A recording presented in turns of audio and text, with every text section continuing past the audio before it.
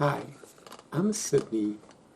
I am a servant of the Almighty God, and I'm also the founder of SOTAG, which stands for Servants of the Almighty God. So that's sotag.org. We believe in truth, love, and the brotherhood of mankind. Today I want to ask and answer the question of what is science? And as a SOTAG, what's our perspective on science? So, a little plug for the book that was inspired, which started this whole entire journey. And so here is the book. It's Humanity's Inflection Point. And based on the inspiration in Humanity's Inflection Point, I want to take a slightly different look at what actually is science. So I've done a little bit of research as well, because again, as a software engineer for the last, almost 4 decades, right, I'm based on logic and I love science.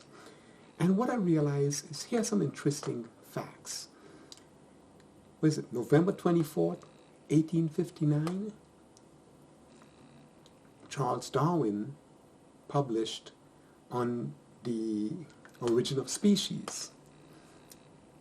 1869, Dmitry Medvedev said that he was working on this chemistry and materials, was really tired, exhausted, and took a nap.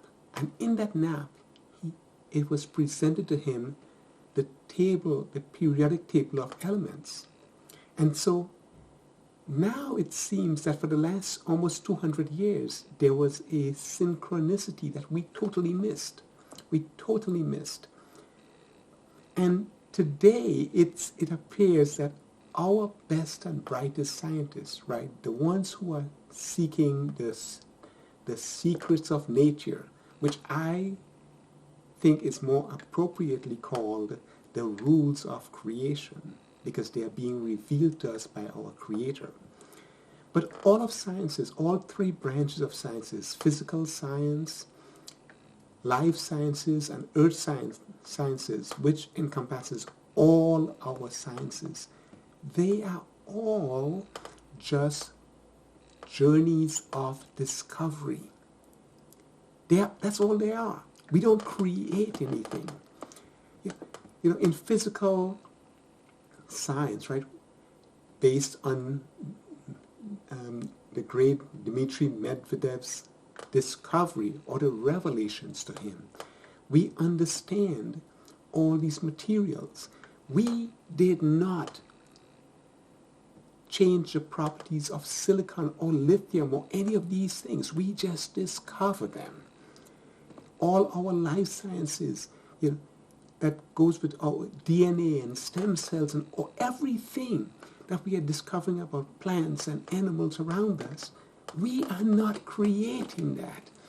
And so all branches of sciences are just discoveries of that which already existed. And so in the last 160, let's say 200 years, there was, as we recognize that we are discovering that which already was created, we must recognize that along with the creation of these things, there are rules that pertain and the rules that dominate and persist over all of these things that exist. Like all the materials, their properties, and we can say, okay, sodium and potassium, and based on that atomic structure, as well as the inert elements as well. So we look at this and we see there are rules. These things were created with certain rules. We look at living things, life sciences, and we see there are rules. DNA, stem cells, genetic stuff, all of these things, there are rules. There is nothing random there. And just recognizing that there are rules that govern all of these things should lead us to, and I think that all scientists, right, they're kind of like, you know, like, I guess we kind of are nerds just kind of following this thing because I'm all obsessed with discovering how does this work. And, you know, there might be financial rewards and accolades and all this stuff, you know, when we discover how these things work. But we're missing something very important. It's kind of like we can't see the forest for the trees. And we have to continue with this thing that, well, somehow this thing was randomly created. But our science is actually demonstrating every day with every discovery. That is not random. There are very definite rules that govern every discovery. And this is where, but again, when you don't look at the entire forest, we're just looking at the little piece. I discovered this. And so this, you know, I may win a Nobel Prize, or, you know, and all these financial accolades will come from me creating some new industry, because I might start a factory that manufactures some process based on this and all of these things. But we're not looking at the bigger picture. These things were it's evident that these things were intelligently designed. There are no loose ends. The loose ends are basically what we don't understand, right? And so that's one of the recurring themes with a lot of the things that I'll be getting into, as inspired by the Creator. I trying to be a servant to the Almighty, is recognizing the big picture that every discovery is something that was already there. And it is all of these things, you know, independent discoveries as well as the entire mass is demonstrating there is no random.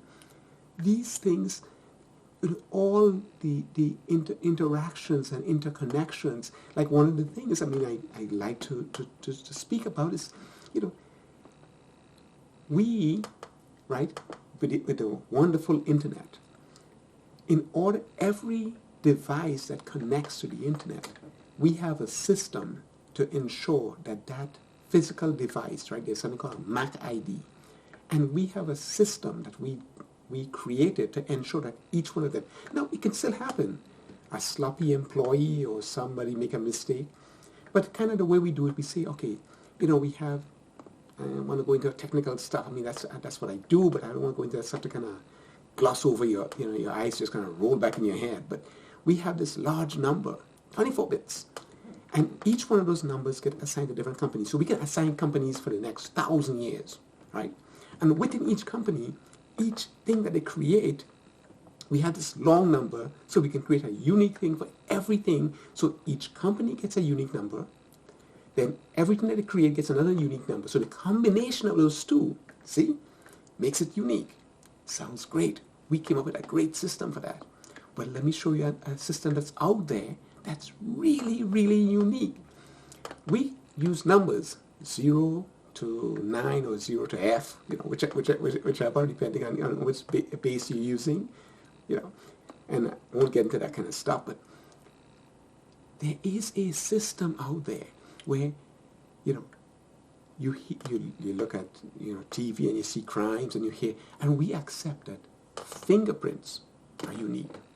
Fingerprints are unique. Do you know that even if you have identical twins, or even quadruplets, octuplets, whatever, they all, and so this is a case where they come from the same egg, the magic of life, right? One egg splits into all these things, whether assisted by us or naturally, whatever, but one egg. So all of these individuals from that same egg have exactly the same DNA. Exactly the same DNA. You can't tell one from the other. But there is another system that says, I'm going to give each of them a unique fingerprint. Unique fingerprint. Blows your mind. What? They have this, they came from the same egg, same DNA. We test, it's exactly the same. You can't tell the difference. But they have unique fingerprints. And we don't, you're thinking, I mean, I programmatically, I can build something, based on some random seed. We can, and it will recur every so often. You run it so many times, but we're not seeing that. So there is a system that says each of you will get a unique fingerprint. And of course, we use that for crime solving and all this kind of stuff. But even beyond that, the fact that a random system would have generated at some point, you'd have people with the same fingerprint. Not happening, even when you have the same genetic material. Of course, there's also personality, but we can't go into that because we can't prove anything that, well. But fingerprint is a physical implementation that we can verify. And we can recognize that, no, it's not being duplicated. These are the kind of things where it's a paradoxical to this whole concept of random. So as science moves forward, and again, like I said, the scientist is like in the forest and he's digging into the trees, but he's not seeing the whole forest. And so every scientist is like, oh yeah, I'm so excited about making these discoveries about stem cells or the properties of this material and how we can create these new reactions and we can enhance it with all these. But all these things are already there. And so we are discovering these things, but nobody's looking at the big picture and saying, this thing was really, this is some slick design. This is the design of intelligence way beyond anything that but again, our science is how long? How old? A couple 100 years old, right? Because Medvedev and the periodic table of elements, 1869. Right? And so, DNA recent, but we have a little conceit, right, where we think we know everything, and if we can't explain it, it does not exist. I like to use the analogy, less than 100 years ago, in the 60s, if you stood up somewhere and you says, I will have a device where I can communicate and even have a picture of someone I'm speaking with on the other side of the planet, they probably, people would probably say to you, man, let me get some of that stuff. Whatever you have, man, let me get some of that. Who's got that good stuff? Because that's the way we are. It's wonderful that we have that intelligence that drives us to investigate whatever is out there. But we don't have the humility. And somehow that ability to look at and see the forest, because then we realize, wow, all of these things, there is an interconnection that we may or may not be able to see right now, but we can recognize when something was intelligently designed. And that is what we're missing. We're missing that recognition that we are part of intelligently designed systems. We have a creator. And I'll leave that here for you to think about. Again, there is no random. There is nothing in any of our sciences that propagates this notion of random. Random is a product of ignorance. Once we got past the ignorance and we started doing research, we start seeing systems that are intelligently designed with very powerful rules that govern the behaviors, the patterns. Okay, so I'll leave it there because I have to go into other things, and so I don't want to make it, an hour-long thing. 15 minutes, good enough, right? So I have some more that I'll be getting into, and I want to thank you for taking the time to view this and recognize. I want you to recognize this is not a coincidence. There's a purpose to you finding and reviewing this. Thank you for taking the time, and until, may God bless.